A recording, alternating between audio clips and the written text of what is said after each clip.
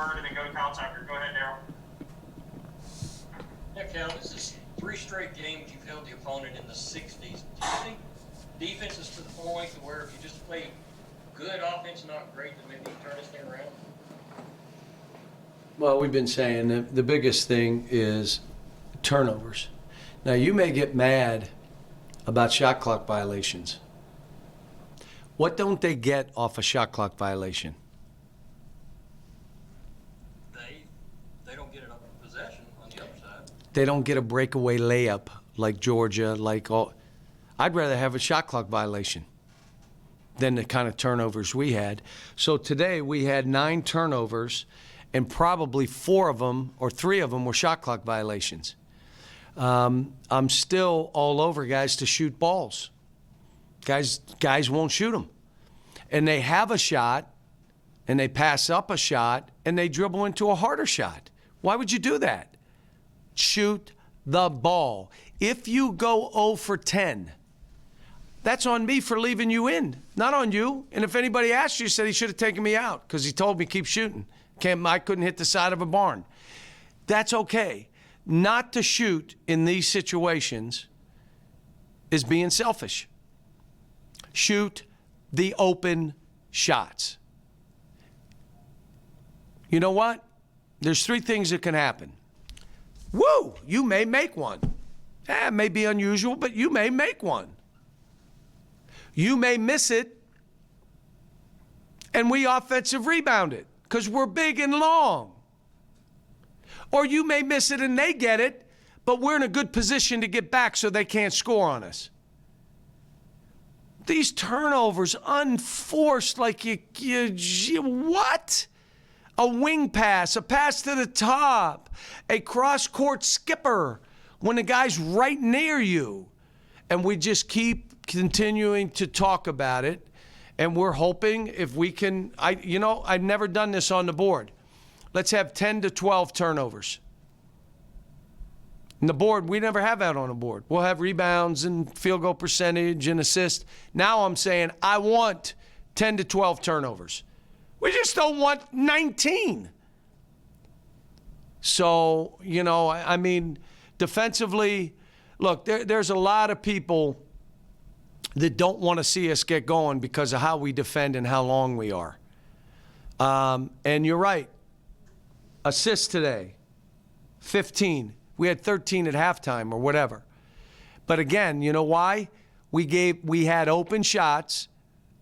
Now, why he wouldn't shoot it? Maybe afraid he wouldn't make it. I don't know.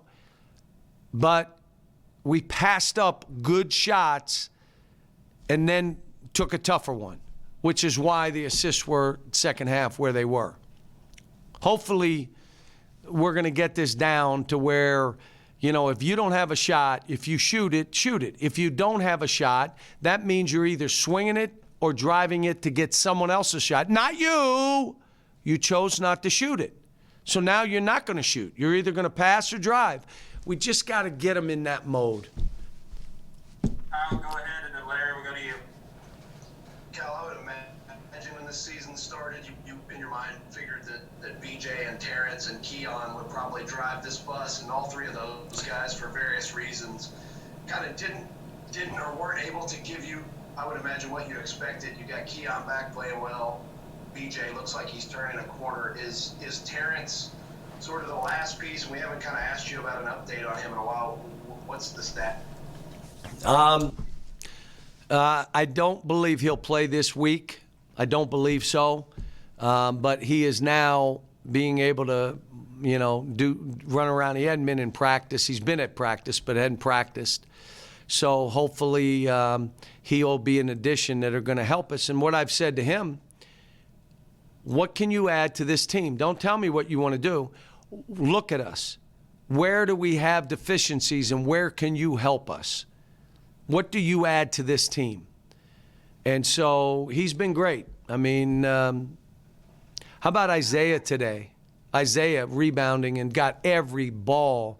How about Olivier getting a little bit rough, which is, okay, be that guy. I told him before the game, he's got to get anywhere from 12 to 15 points a game for us. You have to. I don't care how you do it. You get 12 to 15, we now score at a clip that we can hold that other team down. And then the other thing I keep saying, when you're open, shoot the ball. We started the second half and we go air ball miss. You know, I mean, come on. And I was really aggressive, and I told him why. We had a 9, 10, 11-point lead. I was on, guys, because it wasn't going to go back to 4, and I was going to see missed shots, missed free throws, and an out-of-bounds play. Not this game. So I was aggressive today, saying, look, will you finish this off? Cal, when you say to Terrence, what can you add? How much have you missed having a guy who can beat somebody off the bounce, and is that maybe the thing he can really give? But how about he guards the ball? Like, he really guards the ball. You could put him and Jacob out there, and you got 2 guys. Most teams are not going to have 5 drivers. They're going to have 2. Well, you put those 2 on, now all of a sudden it's a little different. If we switch with his size, 6'7", he can still guard that big guy. So, yeah, but he's got to be healthy. What happened, I was trying to play him at 70%, killed us, kept guys out of the game that needed to be in the game. And, again, when he comes back, we're going to ask and require. We're going to petition the NCAA to add 20 more minutes to the game, so we have enough time for everybody. So instead of, the typical 200, we're going to see if we can petition for 220. Larry, go ahead, and Jerry. Well, John, what do you think the odds are getting that extra 20? I got a better luck asking my wife for 20 than them giving us 20. And when I ask her for 20, she says, you're $20-ing me to death. I said, you're kidding me, right? But no, I would say no, and that means it's going to put, who's the best guys? Cream rises to the top. I've always said it. You want guys to play comfortable? Well, let me say this. You're responsible for your performance. Your stats are your stats. The film doesn't lie. And now maybe the competition in practice does it. Look, I put Davion on the second unit, and I wasn't going to start him.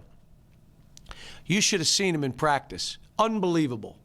Fight, fire, desperation.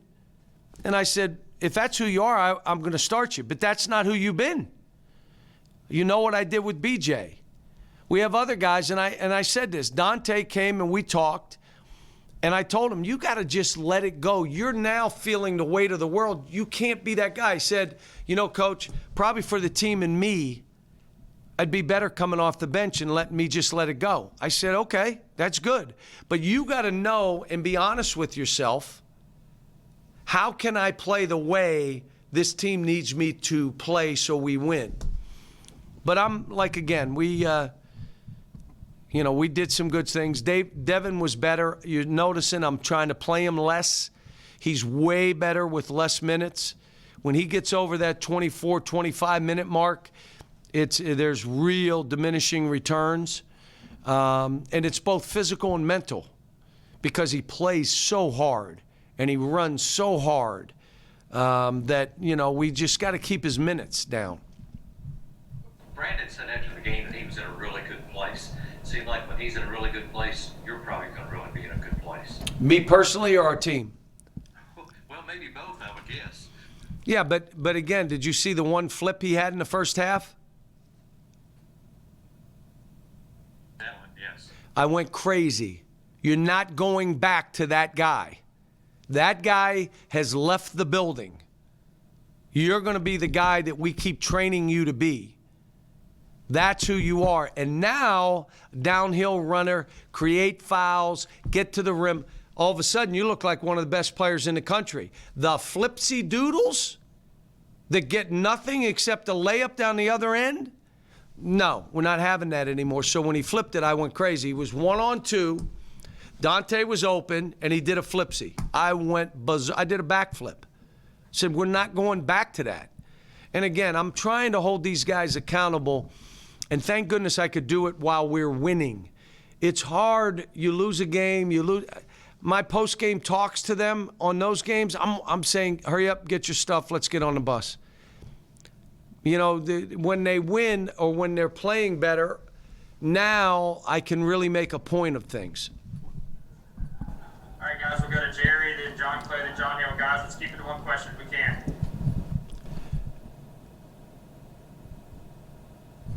Go ahead, Jerry. Yeah, I'm ready.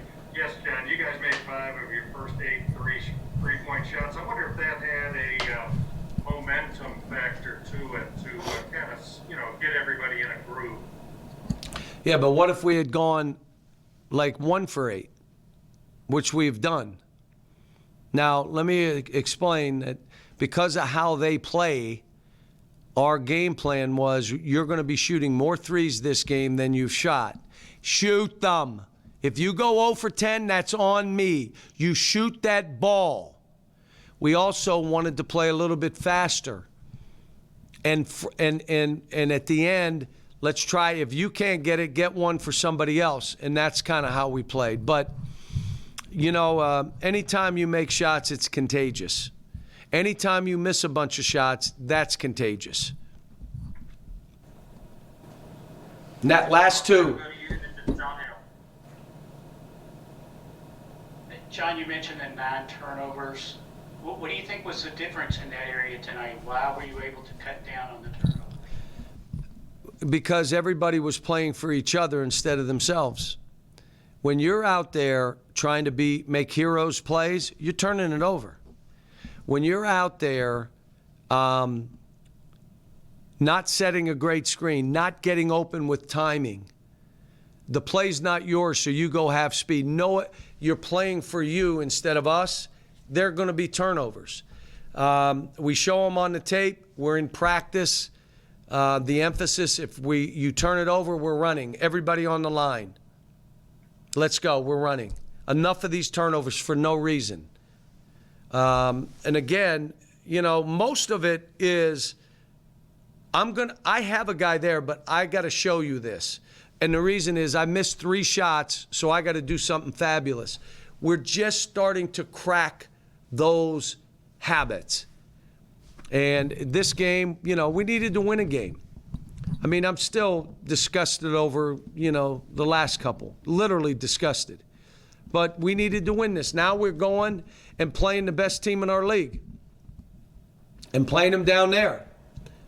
They beat us here. We broke down. They played well. They beat us here. Now we go down there. One of the players was asking me the score. He couldn't see it. I mean, they're good. They're a top 10 team, and they deserve to be. You know what? For us, I told them about this game. These are the games you want to play to where you're not supposed to win the game. Now you go and it gets you going and you play, and you're playing instead of not to lose, you play to win. You don't look at the scoreboard. I'll be honest with you. I didn't look at the scoreboard the whole first half. Didn't look at it at all. And so I'm just trying to get these guys to play together, to be better with the ball, to execute when it's not your play. It's kind of like the wishbone. What if only 2 guys that knew they were getting the play did it? You can't run it. You got to execute when it's not for you. And we're getting better that way. John Hill, get the last one, and we'll get our guys in there. Now, you had 6 or 7 lobs in the first half alone. Was that a point of emphasis, or was that a product of LSU pressing? It was their press and their 1-3-1. So again, we had talked about this is what you're going to find. But again, they're one of the best teams in our league. They're the leading scoring team in our league. And so let's keep taking pride in our defense and see where this goes. Thanks, guys.